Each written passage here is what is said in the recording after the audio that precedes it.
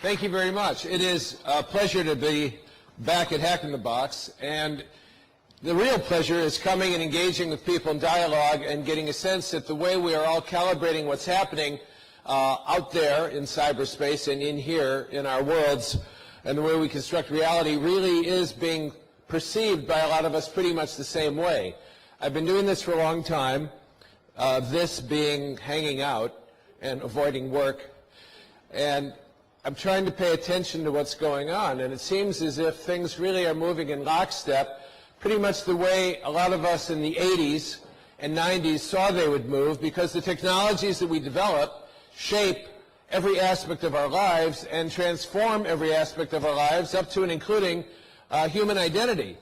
So when I start writing about hacker generations, it was interesting to notice one and then a second and then a third and really by now 4 generations in the 20 years I've been doing this, each one of which is socialized by the technology so unconsciously, and that they come to believe in themselves in relationship to the technology without seeing the technology.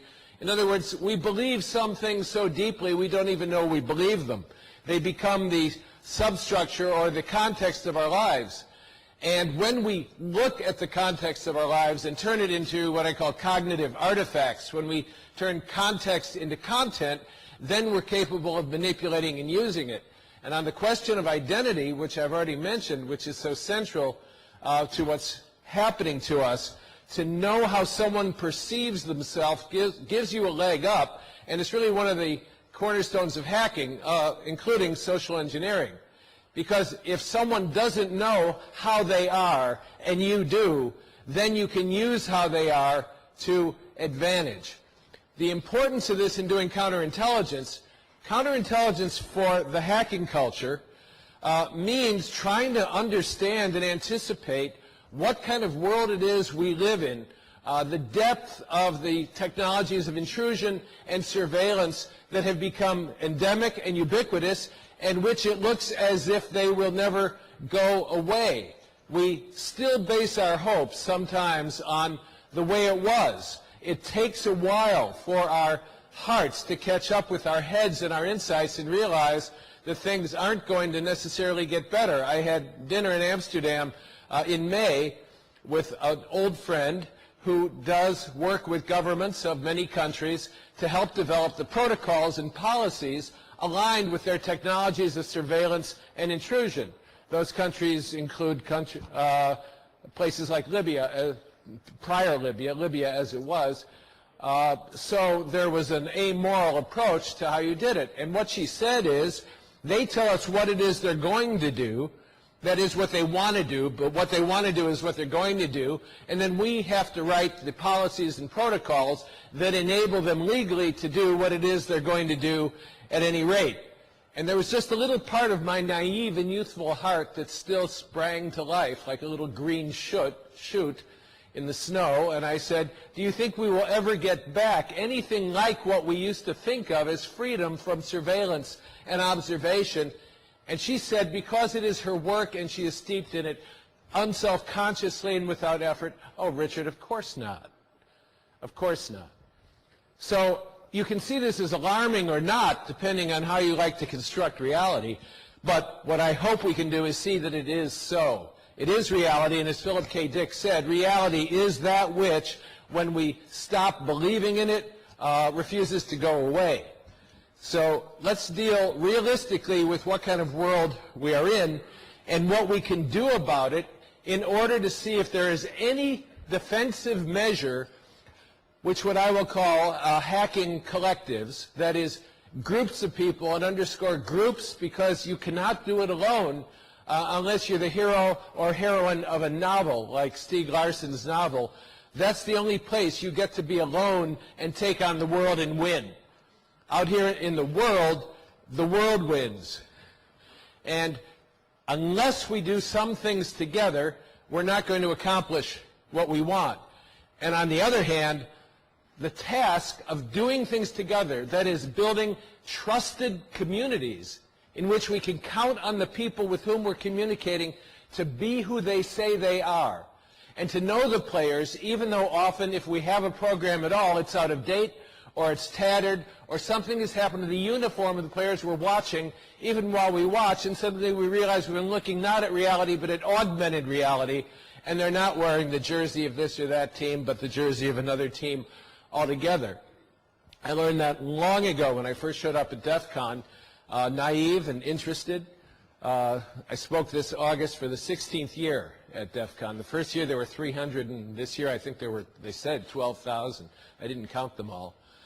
But the interesting revelation at that first one was that you couldn't tell people by their uniforms. There were people with great spikes of blue hair, and that usually meant they were working undercover. And there were people in suits, and that usually meant they were hackers, also working undercover.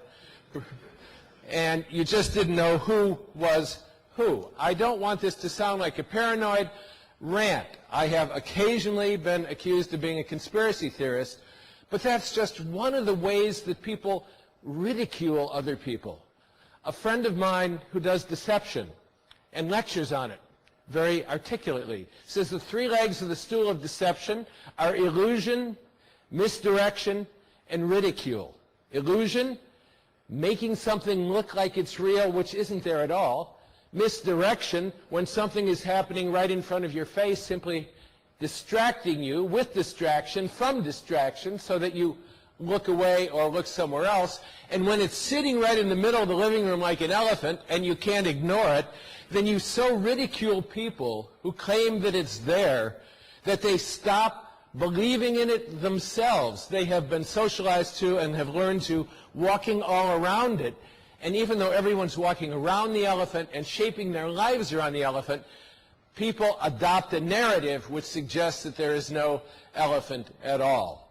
A good example of how that comes to play is one of my hobbies has been investigating ufology for a long time. And I'm not going to go into any of the details of that. I'll just say that Nick Pope, who I know, and who used to head the MOD, the UFO desk at the MOD, the Ministry of Defense in Britain, and managed responses to incidents for a number of years, finally said the obvious. But it's different when someone says the obvious out loud. He said, in regard to a couple of rather critical incidents in which the radar proof and the eyewitness proof and so on all were congruent, what they said instead was, oh, it's another person who saw little green men, or something like that. It was just a report from a UFO buff. When you use language like that, he said, the intention, and we were directed to do it, was to so undermine the credibility of the person making the report that no one else would ever make a report, and no one would believe reports like that. When you have a man who did the work tell you that the ridicule was a part of his modus operandi, all I'm saying is you don't have to believe everything. You just have to know that this is a standard operating procedure. So we're talking about the world as it is, and we're not talking about conspiracies. We're talking about the growth of a national security state. I'm going to use America as my point of reference. I'm a guest in your country. I know nothing of Malaysia. I have no idea if any of the insights that I'm going to share with you have anything to do with life in Malaysia. I believe it is probably a different culture than America, and I would never want to offend or say anything inappropriate. Having made that disclaimer, if you see any relationship between what I am saying and your own culture, society, or country, then by all means draw whatever inference you can from that. But from my point of view, that will be serendipitous and accidental. Okay? Am I off the hook?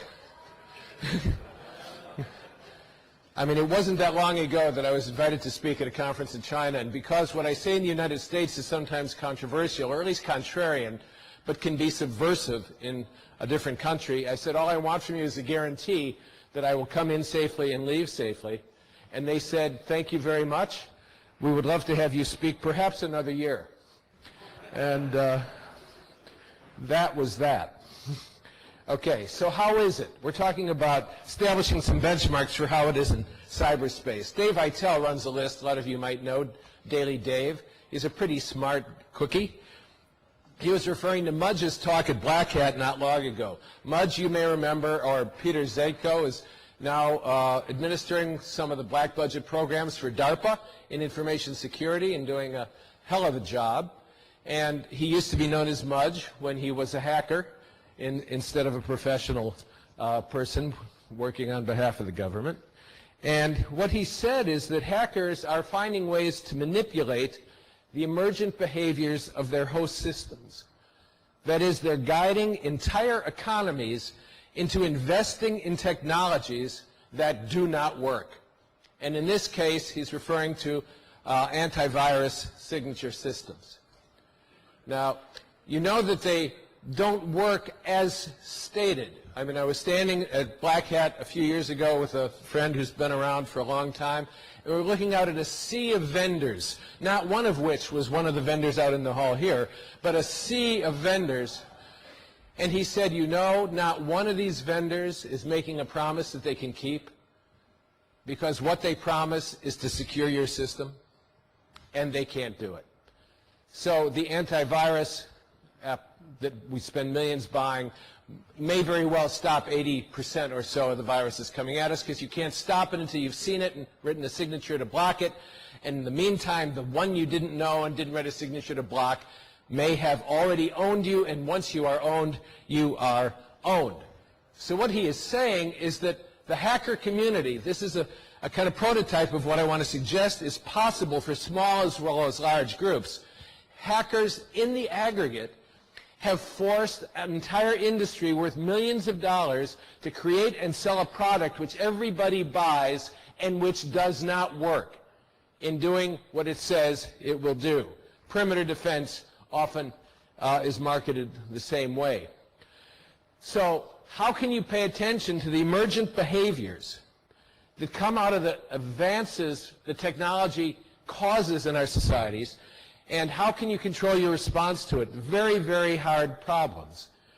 Because what it really mandates that you will do, the next step of recognizing this, is that after you build a small group of trusted people, using whatever handles you want, you can try to create multiple NIMs or personas or hacker handles or multiple personalities, but you can bet, in fact I can tell you for sure, that the powers that be have worked very hard at making sure they know how to connect those seemingly disparate and separate identities so that they can find the meta identity, i.e. you, whoever or whatever you are, and link those behaviors that seem separate or anomalous into one congruent whole. So you have to be aware that that is already being done. How can you build small, trusted camaraderies? You have to first create multiple trails of forensic evidence. Simple Nomad did a talk at DEF CON, I don't know, about 5 or 6 or 7 years ago, in which he talked about the tedious but necessary task of building a trail to the data you have gotten a hold of and secured for yourself that looks as if it was a reasonable trail and a legal trail for you to take, so that when they come for you, you have plausible deniability about how it is that you got to know that or own that or be able to do that. In other words, when I say plausible deniability, you know that this has been a hallmark of the way governments operate for many years, to have a whole system which allows them to do things which they can plausibly deny, even though, like the elephant in the room, everybody knows they are doing it.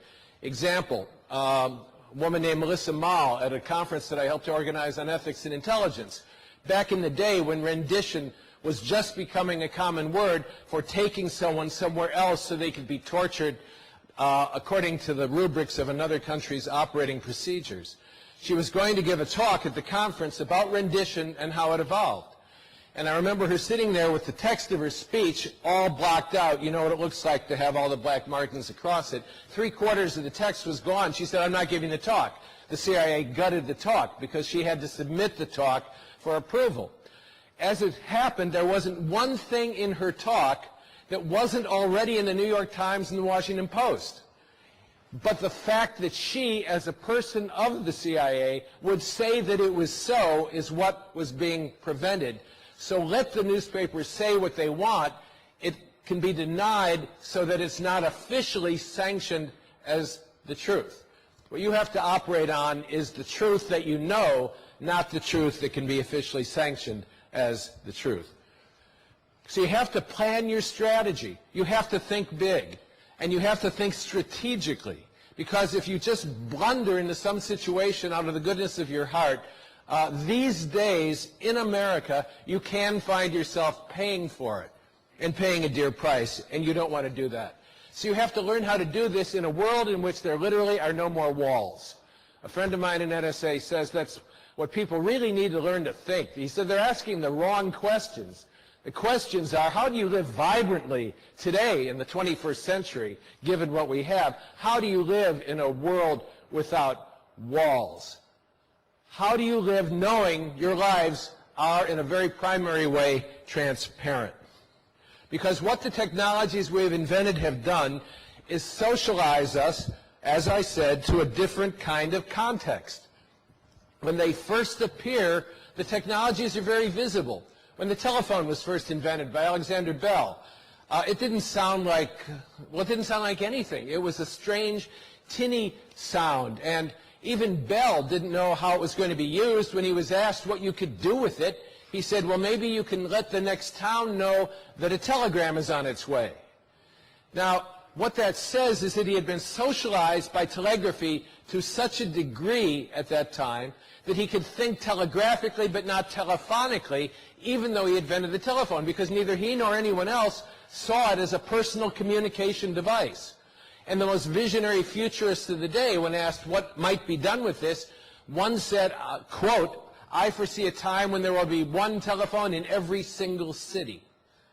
That was about as far out as the horizon he could see. But as the telephone has evolved into now, it's on its way out. Phones are literally becoming non-phones as they become portable computers wired to us. As we became nodes in a telephonic network, the telephone went into the background.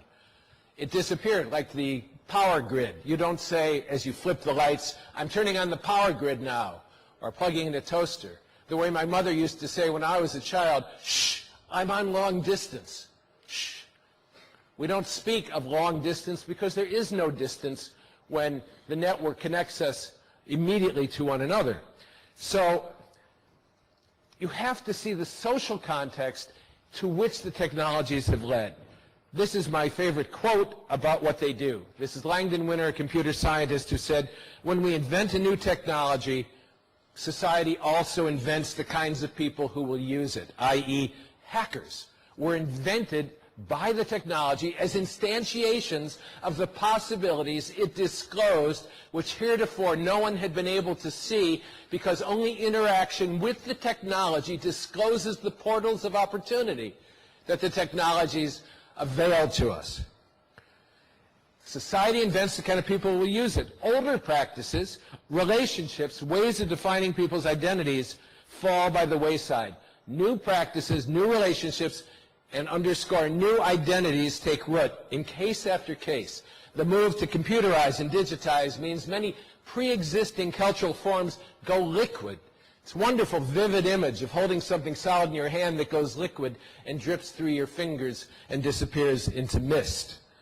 They lose their former shapes as they're retailored for computerized expression, and as these new patterns solidify, which I'm suggesting they do in shorter and shorter generations, both useful artifacts, including the cognitive artifacts of our minds, and the texture of human relationships that surround them will be much different from what previously existed. This is a way to say that what cyberspace has created for us is a new way of being human.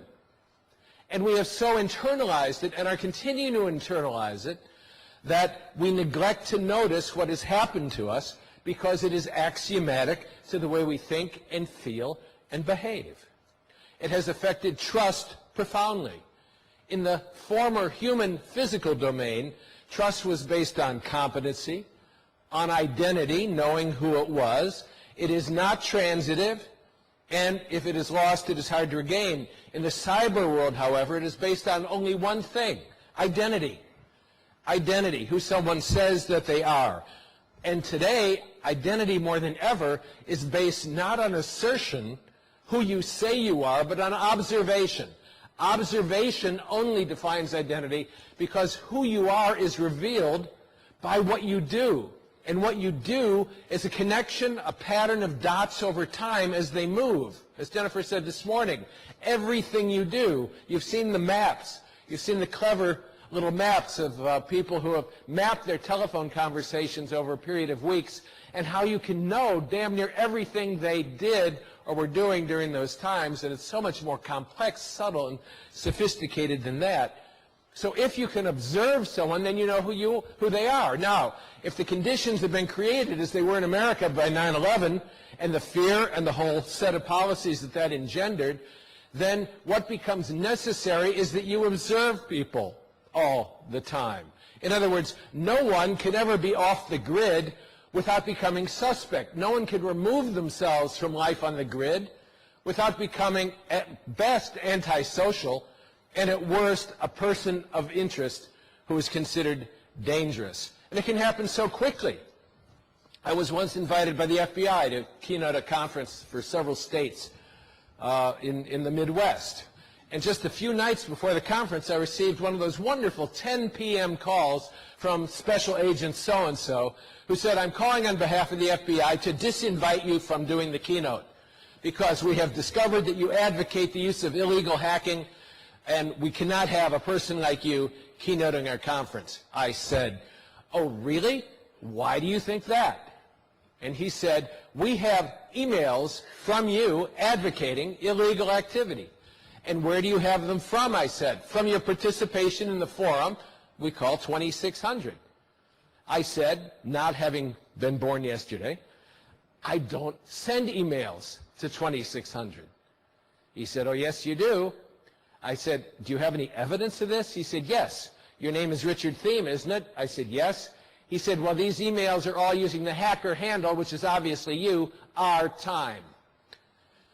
Now, I happen to know who our time was. He's a really bright guy. He does some really nice network work now. And he lives in Madison, Wisconsin, about 100 miles from where I live. And it's not me at all, but I happen to know that was his NIM. And I said, "That's not me." And he said, there's that moment of wonderful silence, "Oh, shit." These are people who have at their fingertips the extraordinary resources to investigate anyone they want, and the inference to which he jumped was that our theme must be our time. And on that basis, he sent a letter to all of the leading technology people who were attending this conference to explain that I couldn't do the keynote because I advocated criminal behavior. And I asked him to send another letter to all those people and clean it up, which he didn't do, because he didn't have to. So I did. And then they thanked me so much for not embarrassing them by revealing what an idiot their person was.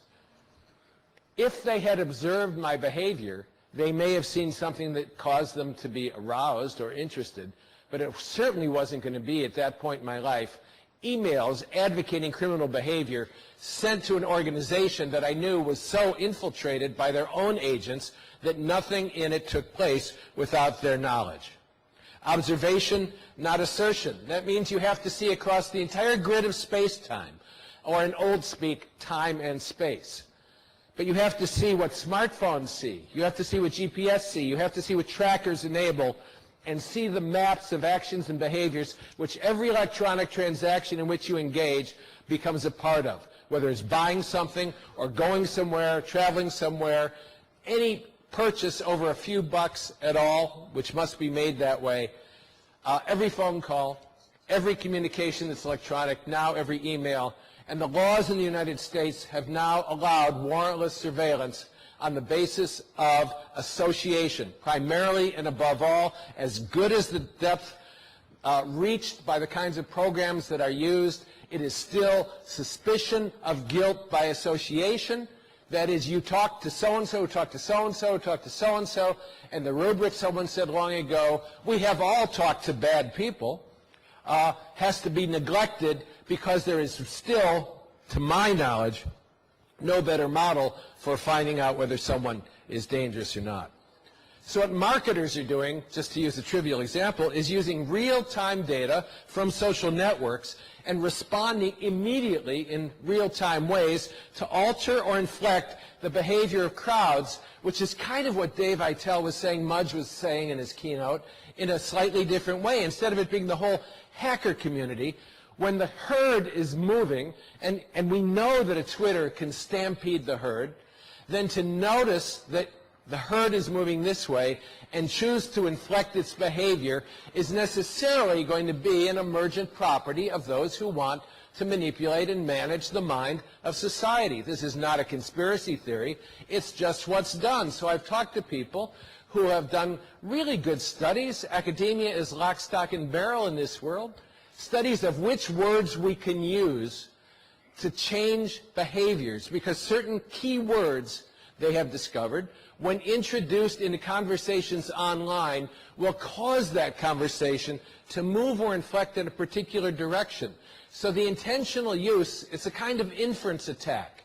When you build the logic implicitly in a narrative or conversation which people unconsciously respond to and follow, then we become what I used to call real birds in digital cages. But now with the ubiquity of social networks, they call it real flocks of birds in digital cages, because we not only take our real lives into those cages unknowingly, we feel a sense of false security by seeing wings above us and to the side and below us. And so when we move in the herd or the crowd or the flock, we feel false security, and the cage is simply bigger, big enough to move the cage slowly so that the entire flock moves too, feeling the illusion of the freedom of flying because there's sufficient room in the cage to beat its little wings. Let me give you an example, because I'm trying to make the case that things are simply not what they seem. It was years ago when I first started writing about this stuff that I wrote an article for .NET, was the magazine in Great Britain. And I got an email from a guy at Hill & Knowlton, a global public relations firm. And he said, "We think you could be very useful to us. Come over after work for a pint." And I said, "I'm not in London, I'm in Milwaukee, Wisconsin." Now that tells you how long ago it was that someone reading an English article thought someone had to be in England, because we still located people geographically according to where we thought they must be by virtue of the magazine we read. Now we know that everybody or anybody can be anywhere. I said, "Maybe we can do it remotely. What is it you're interested in?" He said, "You might be useful to us in this new thing called the Internet in doing brand defense." I said, "Give me an example of brand defense." He said, "Well, say we have a client who's a tobacco company." I said, "Oh, I see. You want me to build a website which supports tobacco, defends your client." And he said, "No, no, no, no," because I didn't know how he thought yet. He said, "We want you to build a number of websites attacking our client. And what we'll provide is just enough information to make each of those websites credible, but none of them will have any smoking gun that's going to cause any legal problem for the client. And then, real birds in digital cages, when you collect people into the conversation, we can inflect it and move it over here. So the conversation, letting people express their rage, Wall Street, whatever, let people express their rage by being included in collectives, the external image of which they believe is real, and then we can alter their behavior as we like so that the client is not damaged by just fire and storming and wind and loud noises. So that's an example of what I mean by real birds in digital cages. This was years ago. This is simply what's done. We live in a world without walls, and unless we disguise them, our movements will be transparent. And if our movements are transparent and linked to a persistent identity, then we are known. Now, in the mind of society, when asymmetric threat, was it Jennifer or the other keynote referred to asymmetric threats, and when terror attacks are a primary fear which is used to manipulate the political and economic levers of that society, then who is a target? Everyone is a target. It's a smaller version of what the deputy director of SIGINT at the National Security Agency said in a meeting. It was a meeting of top people, and the person responsible for building appropriate relationships with American allies said, "It's very important that we nurture these relationships properly. so that we have a long-term trust with these allies. And the deputy director of SIGINT said, excuse me, excuse me, we don't have, not only do we not have friends, we don't have allies, all we have are targets. And the murmur of approval was loud and sustained. That is, everyone agreed with that because everyone knew that was true. Everyone was a target. Well, in a society in which the identity of a, quote, terrorist, unquote, is essential, then everyone is potentially a target, which is why we now intercept all electronic communications, all visuals, all chemical signatures, whatever we need to collect in order to filter and parse them in order to determine whether through association and the detection of anomalies and patterns of behavior anyone could be a threat. The stories of people who were unfortunately tortured by mistake, just a few of those are in the public domain now. Just a few. Torture is real and torture is terrible. You can make a joke of it. I know someone who participated in it, and he said, jokingly, I guess black humor like in a hospital, he said, you know who was really fun to work with? He said, the Uzbeks. The Uzbeks were great to work with. You know why? Because it was a novel idea to them that one of the purposes of torture might be to get information. And I mentioned that to a really responsible interrogator who'd done it for about 2 decades, and all he said was, the Uzbeks, Jesus, you ever work with the Turks? They want a confession. There doesn't need to be a crime. You don't need to be the perp. But we need a confession.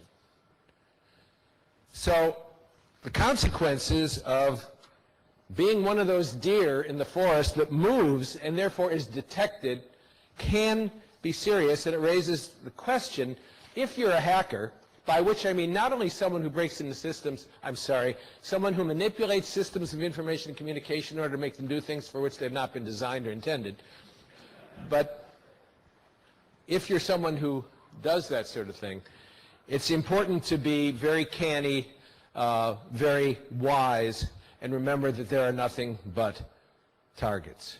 There's only this global view, because it's necessary given what technologies have done. What have they done to the intelligence community? One of the things they've done is break identity down into packets of information.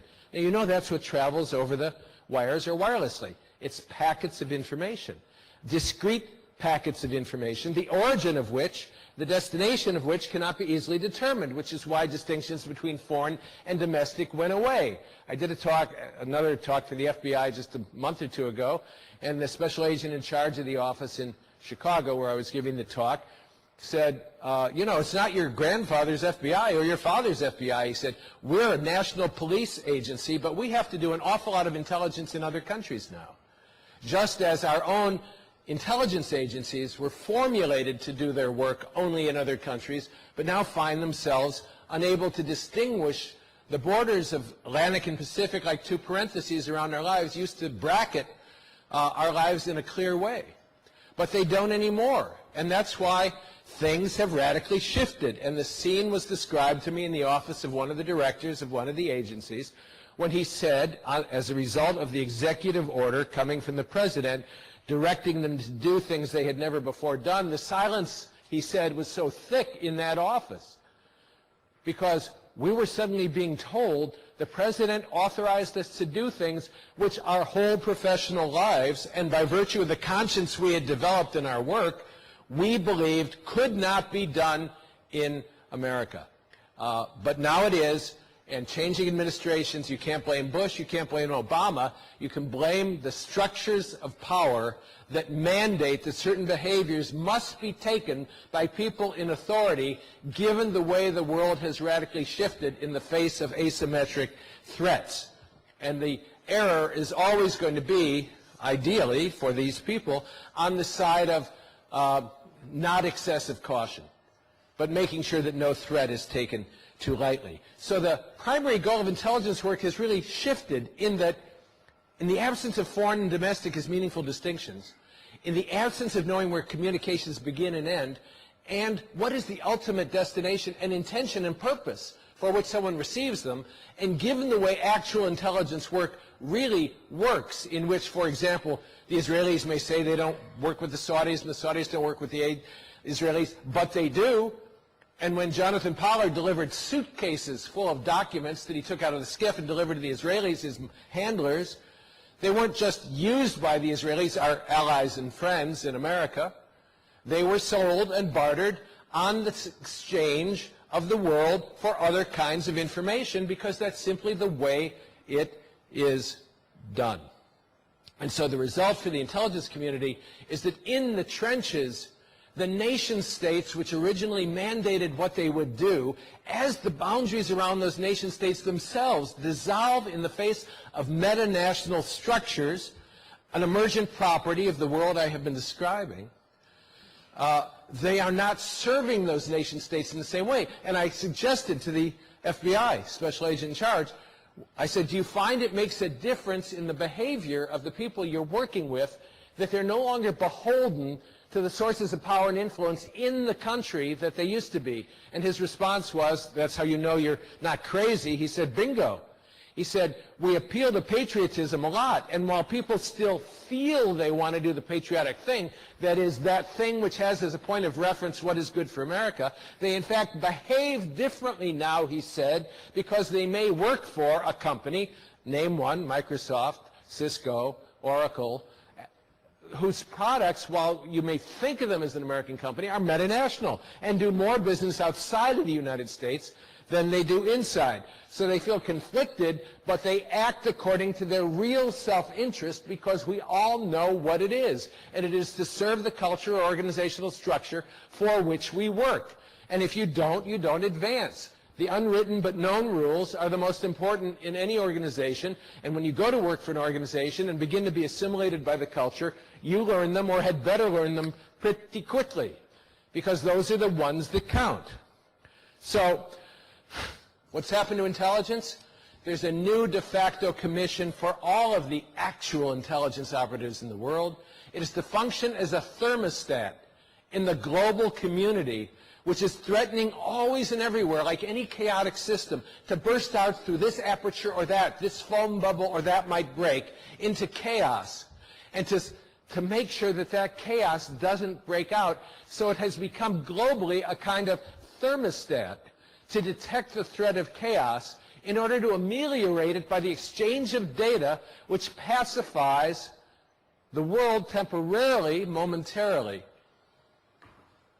You get the point. And so the real job of an intelligence agent these days is to serve a global structure, and their real job is to be able to assure people, kind of, that the world in which you wake up tomorrow morning will be pretty much like the world in which you went to sleep.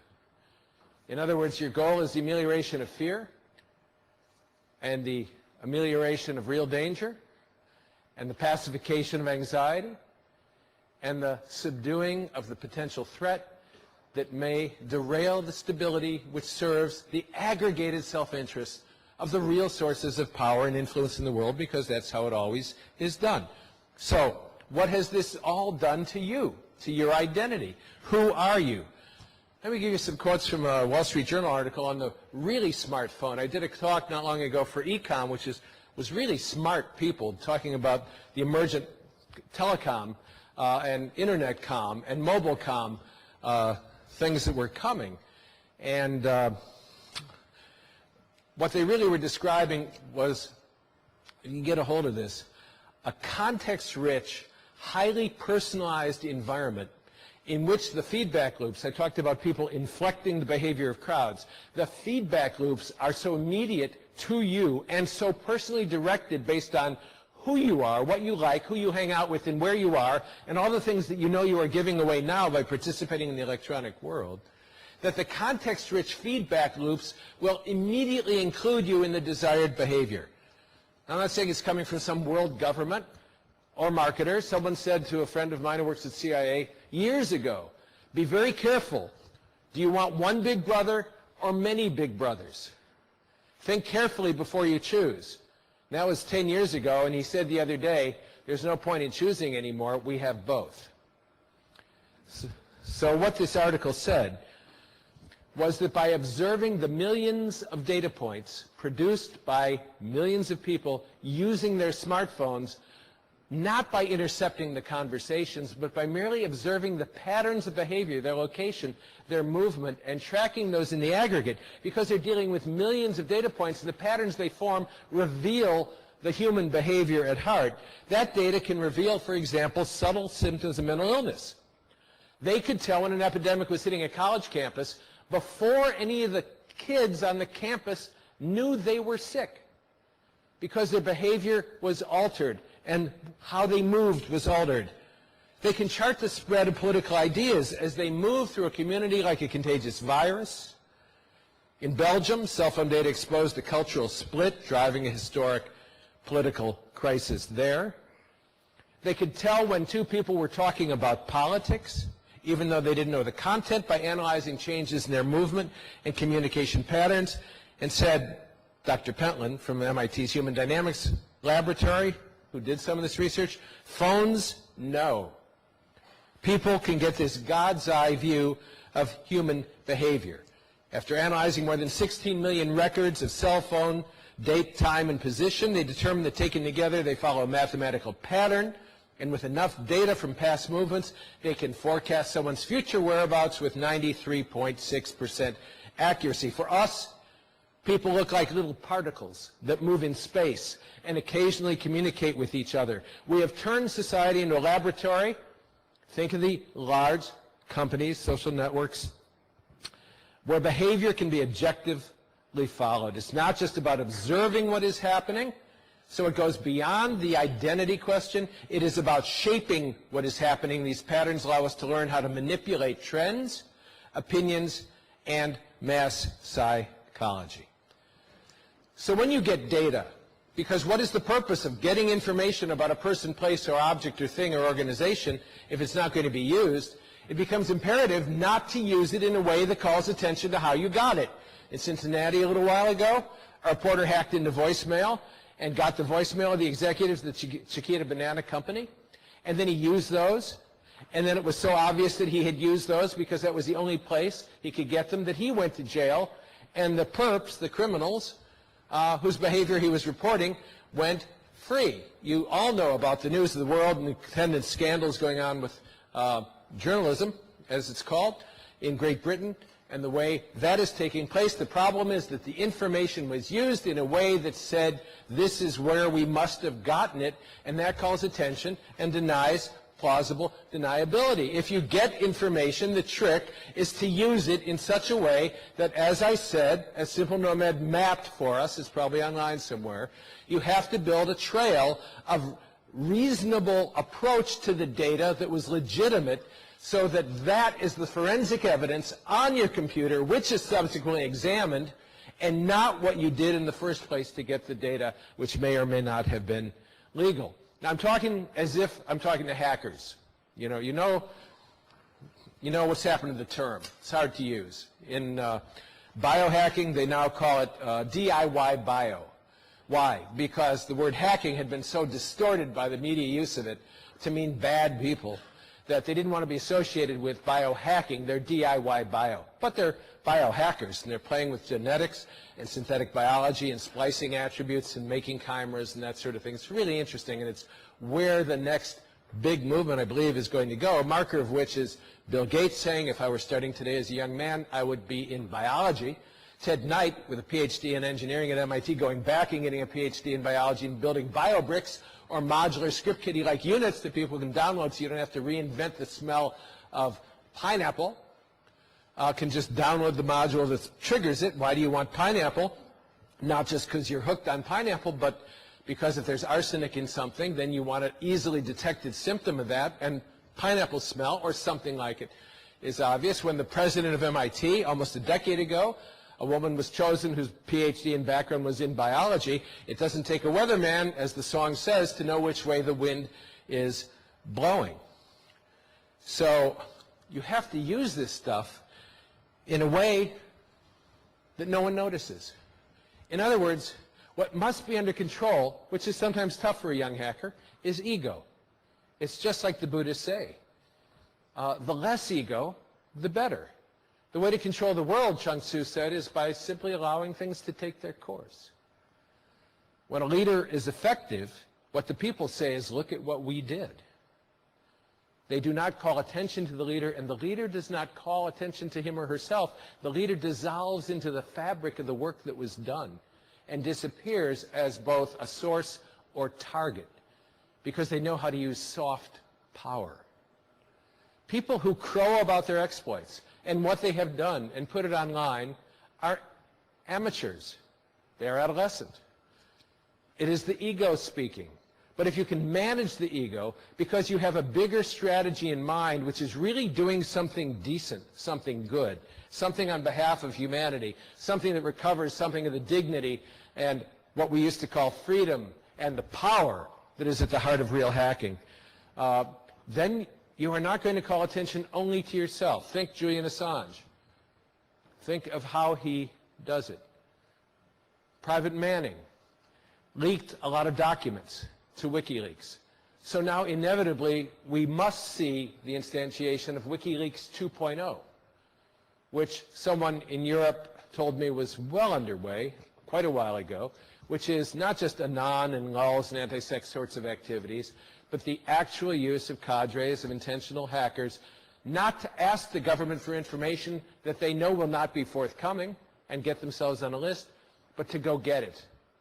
And then to study with maturity, like Dan Ellsberg, also mentioned by Jennifer this morning, how to do the right thing appropriately in order to create a better kind of world than one in which so many people, in that case, were being slaughtered. Ego is the enemy. And information is power, and hackers go after power. There are three kinds of hackers, we are told. Black hat hackers, gray hat hackers, and white hat hackers. And I'm sure you know the real distinctions between them. A black hat hacker is a hacker. A gray hat hacker is a hacker who knows when to fudge the truth. A white hat hacker is a hacker who put the truth down somewhere and forgot where he put it. You got it? They're all hackers. Thank you, Mother. So, an important part of the task, if you're going to get into information, also might include falsifying information, delivering a payload that does things that no one expects it to do. Life today is just one big Turing test. And what I'm going to suggest you need to do is develop the whole mind. That wonderful talk we just heard on travel and hacking airlines, proves the point that hackers, like all scientists, are passionate, daring, and obsessive. As I listened to this gentleman describe millions of miles of flying and cleverly engineering the system, gaming the system to squeeze every last drop of efficiency on his behalf out of it, I thought to myself for the millionth time, I've never met anyone who's really interesting who wasn't obsessive. It's really that simple. Hackers have to be obsessive. You have to be passionate, but you have to use the whole mind. Peter Neumann, who's at SRI still, and all the way back to the Multics days, he said how rare it is to get a computer engineer that has both left brain and right brain capabilities, who not only knows how to draw the lines, but knows how to add the color, who knows how to synthesize, who knows how to integrate, who knows how to get the details right, but also can see the big pictures. It also requires passionate self-knowledge. Listen to a CIA profiler who described to me what it took to be mindful. Oh, the Buddhists, we always go there in the end. Mindful and vigilant. This is what it took to be mindful, she said, to be conscious. Attend to the data, she said, looking for perps in network intrusion. She said, it doesn't matter if it's a serial killer or a hacker. disregard everything you think you know and look at the data, because otherwise you'll be wrong. She is the case of the DC sniper at that time. And they were all wrong about how they profiled the DC sniper. The network patterns will be a series of behavior, like we're saying, that will lead you to who you want to go. For information security, this approach is sophomoric. The data will tell you what someone is doing, what they left behind. Focus on the evidence. But what this requires is intense concentration, she said, and constant self-monitoring. Because the degree of clarity, transparency required is great. If you have a stereotype in mind, she said, I always blew it. And so I learned to not form a pattern too quickly. Whatever I found myself thinking, I learned to step back and say, who am I to believe that? What is the data that tells me that that might be true? What is the hypothesis? In other words, have your beliefs, but don't believe too strongly in your beliefs. It is usually someone who does not fit the pattern. Now let me give you some examples of the world in which we work. We don't have too much time. But what I mean by having to work hard to see the context so you can respond appropriately. I once talked to a young man who'd been to Haiti on a mission with the Army in counterintelligence in order to interdict a cartel that was moving drugs, cocaine mostly, heroin, mostly cocaine, through Haiti at that time. It was a clear channel to the United States. And he took seriously, because he was a good-hearted young guy and he was with the Army Counterintelligence Unit, and they were going to stop these guys from doing it. When he got to Haiti, he found there was a condition of political instability, shall we say, which is not an uncommon thing to find in Haiti. And he was worried they wouldn't be able to fulfill their mission. So when he heard that an associate of the president was coming down, he really felt very, very grateful, because he assumed he was coming down to shore up the mission. And he said, what am I to do? He came down to make sure the cocaine came through. He wanted to make sure it kept going to where it was going. Where it was going was a little town you probably never heard of called Mena, Arkansas, but that's neither here nor there. And the fact that he was from Arkansas is neither here nor there, and that it was in the 90s is neither here nor there. It's just that the mission he thought he was doing was totally undermined by the real mission and the real self-interest of, in that case, people of particular power. It's not uncommon to run into this when you're doing this kind of work. A guy waited after one of these talks a few years ago. He worked for one of the stock exchanges in New York, and he was doing intrusion detection. He was doing a great job detecting intrusions. It's not hard. Here's an intrusion. Here's one. This door is broken. This lock is jimmied. This window is broken. And he would show his results to the powers that be, and they said, you're doing a great job. He said, you know, we really need to ramp this up to intrusion prevention. We can stop some of this from happening. And they said, no, you're doing a fine job. Just keep doing what you're doing. Well, he found out, of course, that the intrusions were sometimes done by the people on the board of the exchange in order to get insider information from the computing system on which they could then subsequently trade. And the reason they didn't want him to ramp it up was because that would interdict their self-interest. Once again, he said to me, that crossroads you come to if you have a conscience and you care about integrity and wholeness and doing the right thing, which the hacker ethos is predicated on you being, he said, what am I going to do? Sometimes you have to go a little deeper than what the facts look like. We used to have a group in America called the Symbionese Liberation Army. It was headed by a gentleman by the name of Sing Kuei. His assistant was William Wolf. What was his nickname? Lobo, I don't know, Lobo something, Wolf. Sing Kuei kidnapped Patty Hearst. And they did a very efficient and very effective job of quickly brainwashing her so that she joined the Symbionese Liberation Army and did time in jail because of her bank robbery.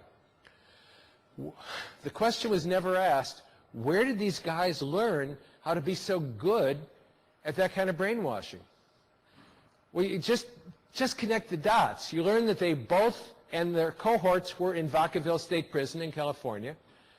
And then you have to learn that there was a covert CIA program in learning how to do brainwashing, and that prisoners at that prison could get time off for volunteering for that program, and that, guess what, the gentlemen who were in the Symbionese Liberation Army had all volunteered to participate in a program that taught them by doing to them how effectively brainwashing could be done. This is an example of what we call blowback. When you do a mission or operation which has consequences that blow back into your face. Another one like that, when Alexander Haig was Secretary of State. He read an article in the New York Times about a book that was coming out about the KGB sponsoring terrorism all over the world and guerrilla warfare, and he just went crazy. And he took the public podium, as he was his egotistical wont, and demanded the CIA do something about it. The CIA said, we'll attend to that at once. And the director of CIA said, I'll look into it. And 6 months later, they came back and said, we've taken care of it, and don't worry about it. The reason he was told not to worry about it is because the article in the New York Times about the book was based on an article in a small Italian newspaper, and the Italian newspaper was a CIA proprietary. A proprietary means it was covertly owned and operated by the CIA to do something other than what it looked like it was doing, which was being a newspaper. Many of them are, one way or another. In the heyday, before the Pike and Church Committee meetings, we know that between 200 and 300 key reporters were in the payroll. We know that the major people at CBS and New York Times and so on had signed contracts with the CIA to do the work. What I'm suggesting is that hackers, if they're going to take their work seriously as a collective group, have to become a kind of fifth estate. A kind of fifth estate. We refer to the press in America as the fourth estate because that's the place that's supposed to keep the malfeasance in the government and other systems honest.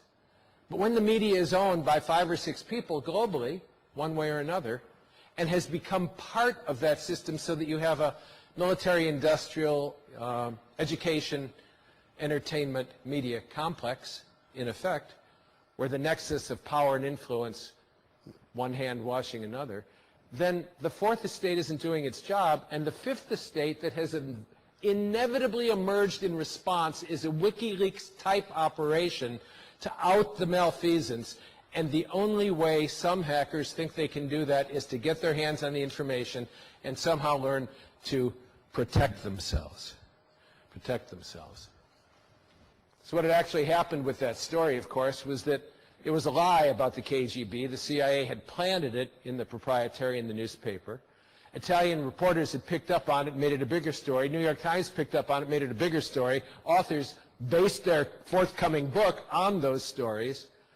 And so it alarmed Alexander Haig, who called for something to be done about something which had originated as just one of the many stories planted in one of the many vehicles or apertures into the mind of society so that the birds would fly in a particular way. I only have a few minutes. What a shame, because I love this stuff. There are other examples, and some of them are even sexier. But be aware of who it is you are becoming. Stand back from who it is the technologies mandate you to be, and try to game the system like the airline guys did by getting all of the information you possibly can, because the way you degrade a group or cell in counterterror is to elevate the importance of someone who's not important, degrade the importance of someone who is, and above all, turn somebody into a informant. So how do you know that your comrade is a trusted comrade? How do you know the group hasn't been infiltrated? You know that so much police work is done simply by informants and using people. Lyndon Johnson said trust is when you've got them by the balls. You know, he was a man who seemed to know what he was talking about. He got more legislation through than the better-hearted presidents before and after him. So your identity really is your destiny, because who you think you are creates the context of your life in a way that creates what is possible for you. And the future that you see is really how you hold yourself here and now as a possibility for action into the future. There is no future. It's a construction of reality by humans, and it has been altered by technology. Because in so many ways, do I have time to do this? I'll do it really quickly. If this is what we call the present, and you're a master of this domain, think of this as time, do you know that even the masters of the big domains of knowledge and expertise don't have time to read all of the material currently being published in their field? That's just a fact. And so in terms of the present being, consciousness of the knowledge in your field, they're a little bit behind. But in the other fields that line up with them, they are way behind. All of us live in the past in some ways, some of us in all of the ways. And therefore, that's why the technology now mandates that the only kind of learning that makes sense is cross-disciplinary, lifelong learning. And that's why education has become that. It can't ever stop, but you can't simply master one domain without cross-referencing all of the information you can get, all of the knowledge, all of the insight. Jeff Moss said years ago, the founder of DEF CON, there's too much for me to know, so what's most important for me to know is what I don't need to know. But that means I need to know who knows it so I can get it when I need it. You know, virtually the same thing was said when books were invented in the 15th and 16th centuries. People felt inundated by information. This has happened before. So knowing how to build the filter appropriately and who to trust for your information as best you can determine, this will create your group identity. So you not merely have multiple nested identities as good hacker posses and groups do, one hidden below the other, but you have real firewalls between those identities so that you can't be outed when you don't want to be outed. Fixing your identity in relationship to a known social structure does not guarantee that you or any acting agent is embedded in that structure at the moment of action. You see what I mean? We all have multiple identities. We are nodes in multiple intersecting networks, but the only way to know who you are at the moment you act is on behalf of what network you are acting and what is the consequence of the action at that time. So you have to know who you are as a packet of data so that disassembled, you as information will integrate effectively with other packets of data in the same way, because on the net, and on the net is where we live most of the time these days, one way or another, we are packets of data.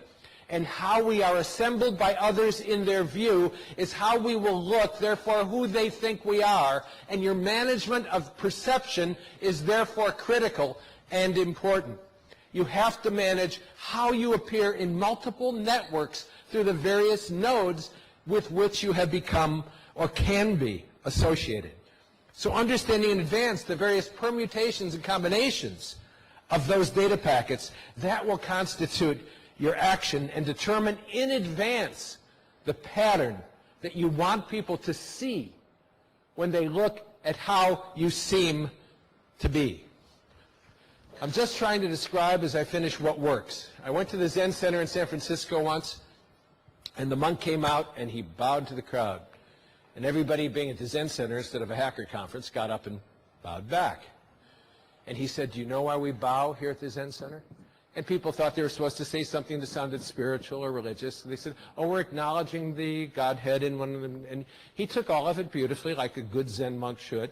And he said, "That's a beautiful answer, but that's not quite what I'm looking for." And he waited until everybody had exhausted their obvious answers. And he said, "No, the reason we bow is, well, seems that things work better when you bow." Okay? That became my definition forever after of a practical spirituality. What is it, the doing of which makes things for you and for the world simultaneously work better? That's it. Develop those behaviors, practice what it is you want to do, name those behaviors, because, as a friend of mine who does whitewater kayaking said, when you're doing whitewater rafting or kayaking and you're coming up to the rocks, if you look at the rocks, you'll hit the rocks. But if you look at where the water goes, you go where the water goes. That's leadership. Seeing and saying clearly where the water goes, so that other people spontaneously understand that you're telling the truth and align themselves with you, so that you can practice doing that which you want to do when you don't have time to think. This same guy was an adept at karate. He was so good at it, he practiced and practiced and practiced, and one night he left the dark movie theater around midnight, was walking to his car, and he felt a hand come out of the darkness and grabbed him, and he turned around and broke the neck of his assailant. Except it wasn't an assailant, it was a friend trying to stop him and say, "Hello, Rob." And so he said to me, the lesson I learned from that event is make sure that what you practice is what you want to do. Because when you don't have time to think, what you do is what you have been practicing. We used to call that formation of character. Choosing to do those things which you want to deeply internalize and become unconscious and habitual, like about 98% of our behavior is, so that it becomes the great iceberg of our life, and it becomes who we are without even thinking about it. I see that the seconds are now going up, which is probably a digital way of saying that the time has unfortunately come to a close. So, always more to say, have mouth will travel. My brother once said I was just like a catfish. I said, why is that? He said, a catfish is 9/10 head, and its head is 9/10 mouth. So, that's what brothers are for, keep you honest. So thank you for your attentiveness. I have cards that if anybody wants a card, take a card. Oh, I'm supposed to say I have 2 books. I'm not supposed to say it. But I just flew 8,000 fucking miles. I'm going to tell you. Thank you. I have 2 books, Islands in the Clickstream. What would I sell? I only have a couple of copies of each. I'm not going to carry many books. What is it, 25? It's not Durham here, it's Ring It, right? 25 of those. And the other one, Mind Games, is 50 of those. Those are both at my cost. I have a couple if you want them signed. You can, of course, get them much cheaper on the internet for your Kindle and whatever apparatus you want to use. I started writing fiction again about 10 years ago, and a friend at NSA said, you can't ever discuss what we talk about with you unless you start writing fiction. It's the only way you can tell the truth. So that's why I shifted from nonfiction to what we call fiction. Luckily, you're a generation who can't easily distinguish between the two. So if you want one of those books, I'll give it to you at my cost so I don't have to carry it home.